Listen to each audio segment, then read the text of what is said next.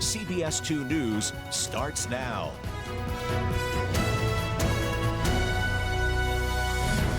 We now know this afternoon the names of the family of the three killed Sunday's plane crash into a Nampa neighborhood. A couple and their baby, Brandon and Jestene Leroy, age 43 and 30, and their 23-month-old son, Paxton.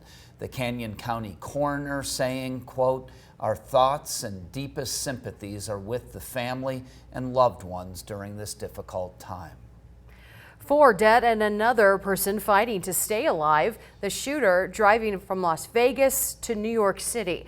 The man with mental health issues shooting inside the lobby of this office building on Park Avenue, Manhattan.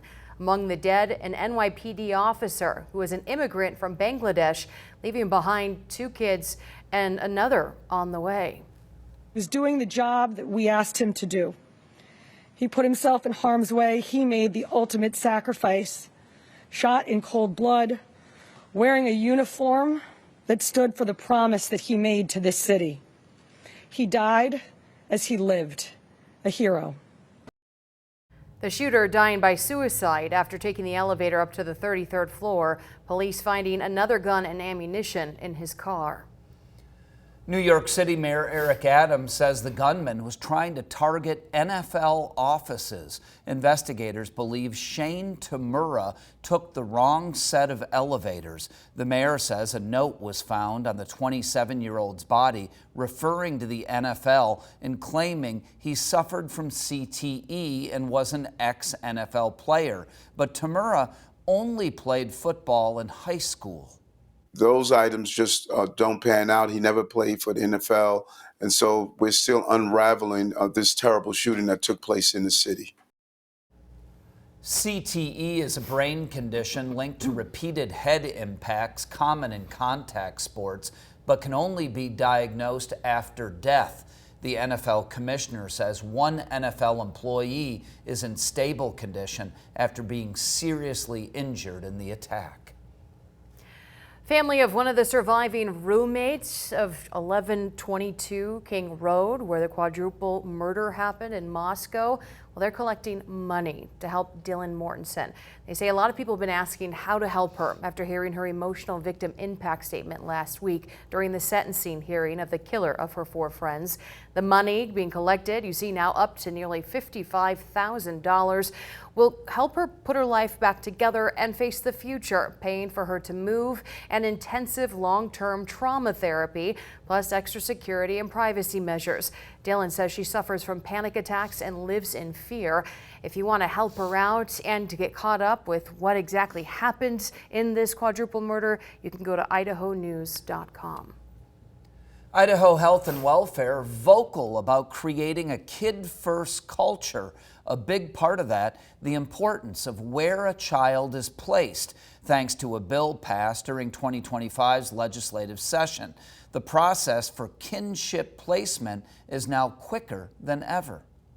Usually the best option for youth removed from home would be placement with someone they know. The process for family members to become licensed and approved before taking a long time, leaving that kid just hanging. Well, now kin can get a background check and assessment on their ability to meet the child's needs. Talking hours as opposed to days when it comes to relatives or kin. The state recognizes 2 types of kin: relative, which can be immediate family like other than parents, siblings, extended family members, grandparents, cousins, and fictive, not related by blood or marriage, but close to that child, like a godparent, a teacher, a coach. Lots of statistics suggest that it's the least trauma. It's the least trauma that happens to that youth because they likely know that person very well. It's the best by outcomes by way of behavior patterns or needing ongoing mental health assistance. 27% of kids in the system go to kin. The department wants to double this to keep more kids safe and healthy until hopefully they can be reunited with their family.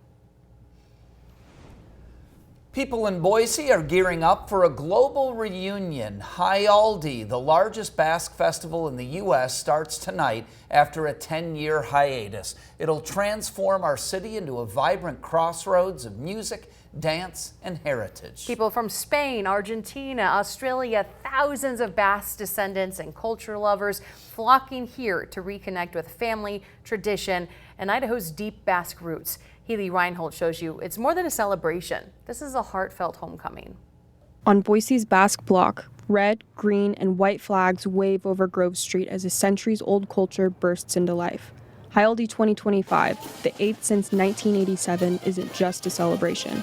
It's the world's largest stage for Basque pride, drawing up to 50,000 people to Idaho's capital.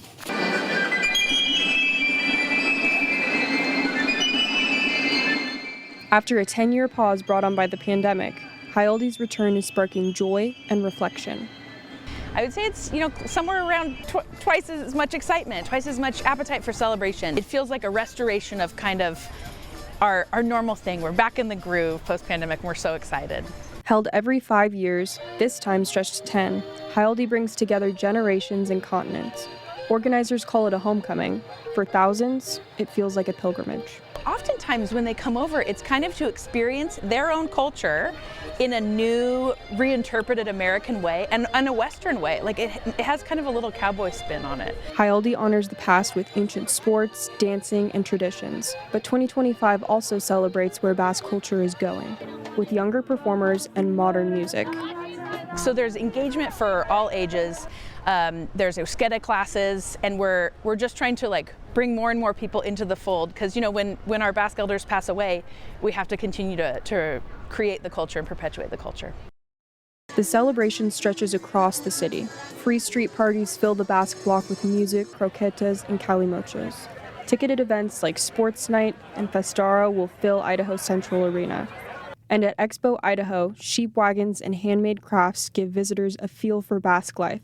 Then and now.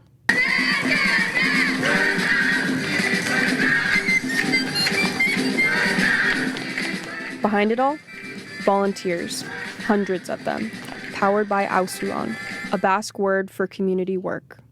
Almost everything we do here is volunteer. There would be no Basque Center without volunteers. There would be no Basque Museum without volunteers. There would be no Basque Club. There would definitely be no Jaialdi. That shared effort draws people from every corner of the globe. Families from Boise, dancers from the Basque Country, and guests flying in from as far away as Queensland, Australia. We have not only our international participant groups, so we have 2 or 3 bands coming. We have several international dance groups coming.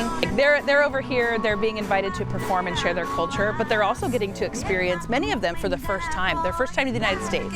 Over the decades, some memories stick with organizers. A dance under the stars, a reunion across oceans, a moment that captures the soul of the festival. Spontaneously breaking into song. Or anywhere on the street. Breaking into song, breaking into dance. They'll bring out their instruments, and if you know it, join in. You don't have to have a good voice. You don't really have to know the dance. Just join in. That sort of spontaneous music and dance is absolutely my favorite part. Whether it's your first time on the Basque block or your 5th Jaialdi, the experience stays with you. A taste of heritage, a connection to community, and a welcome for anyone to come join the dance. We like to say everyone's Basque during Jaialdi, and we really mean that. You eat the food, you try to learn some Basque words, dance, sing. So we want them to feel welcome. I want folks to take away that the Basque culture, even if you've never heard of it, especially if you've never heard of it, I want your first impression to be like, wow, those people are fun and they throw a great party.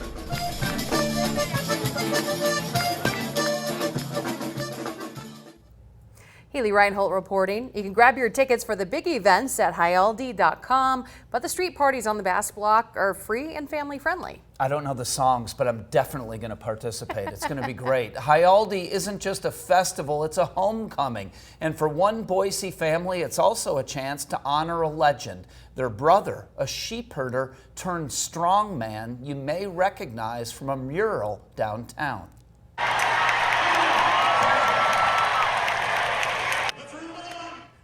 For the first time in a decade, traditional Basque rural sports return. See world-class athletes in wood chopping, stone lifting, and hay bale throwing. For the Arrieta family, it's a tribute to Jose Luis, known to many as Highland Joe. They knew they're strong, and so they knew they're gonna make money, So they started practicing, and there's not very many people they can do that. You gotta be strong and a lot of practice. You'll see those feats of strength and Highland Joe's legacy Wednesday in our full Jaialdi coverage. We still have those storms circling around us in the valley, but not here in the valley. Not in the valley. Hopefully they'll hold off for the street festivals and everything, because it would be nice to have a clear day. And it no would be rain great. For that. I think for the most part we're going to be okay, but you'll see when I show you the Doppler radar that there are storms to the south, and some of those could move north. I don't anticipate any widespread washouts or anything like that, guys, but the potential is there. If a thunderstorm does move anywhere within the Treasure Valley, you could see a sudden gust of wind that moves across the region.